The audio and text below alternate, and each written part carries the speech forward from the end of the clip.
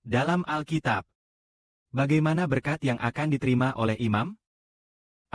Mari kita lihat bagian kedua terakhir dari pasal 7 Kitab Imamat. Di bagian tengah mulai dijelaskan. Di sini dikatakan, Aaron dan keturunannya sebagai imam. Sejak hari mereka ditetapkan sebagai imam Tuhan. Dalam persembahan yang dipersembahkan kepada Tuhan, ini adalah bagian yang patut mereka dapatkan. Pada hari Tuhan memberitahukan hal itu kepada mereka. Dia memerintahkan orang Israel untuk membagikan bagian itu kepada mereka. Inilah bagian yang seharusnya mereka terima sepanjang generasi. Jadi, artinya sejak hari seorang imam menjadi imam, dia akan memperoleh satu bagian daging khusus. Yaitu, setiap kali ada persembahan. Selama itu, kecuali korban bakaran keseluruhan. Semua jenis persembahan harus diambil bagian terbaiknya dari korban dan diberikan kepada imam. Yaitu lemak, hati, dan ginjal yang dibakar di atas mezbah. Sementara darah dipersembahkan kepada Tuhan. Kemudian, setelah itu, yang tersisa, bagian terbaik dari persembahan itu diberikan kepada imam. Apa artinya ini? Artinya, imam akan memiliki hak untuk menikmati kemuliaan yang diberikan Tuhan. Jadi, apakah itu berarti imam tidak akan memperoleh kemuliaan? Mendapatkan kemuliaan ini diberikan oleh Tuhan. Sebenarnya, kemuliaan itu milik Tuhan. Sebagian diberikan untuk imam sebagai santapan. Dan sebagian lagi, mezbah itu seperti meja bagi Tuhan, yang dibakar di atas mezbah. Maksudnya, persembahan ini dipersembahkan kepada Tuhan, agar Tuhan menerimanya. Artinya, persembahan itu melambangkan kemuliaan yang dipersembahkan kepada Tuhan. Kemudian, kepada siapa Tuhan memberikan sebagian kemuliaan? Kepada imam. Untuk imam, yaitu para imam tua yang memimpin.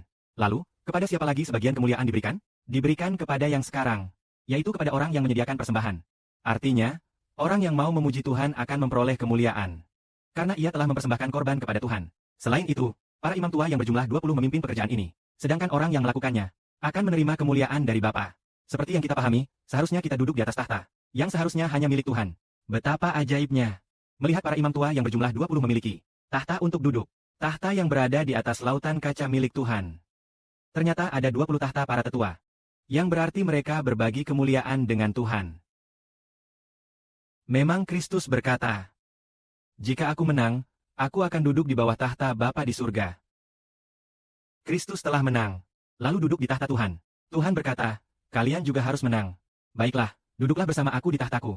Jadi, jika kita menang, maka kita akan memperoleh kemuliaan bersama Kristus.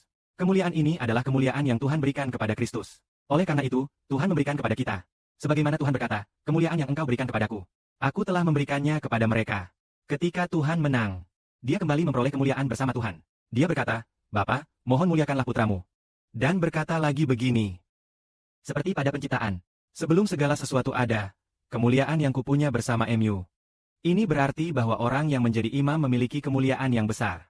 Jadi, bagi yang berasal dari surga, apakah mereka memiliki kemuliaan? Mereka juga memiliki kemuliaan.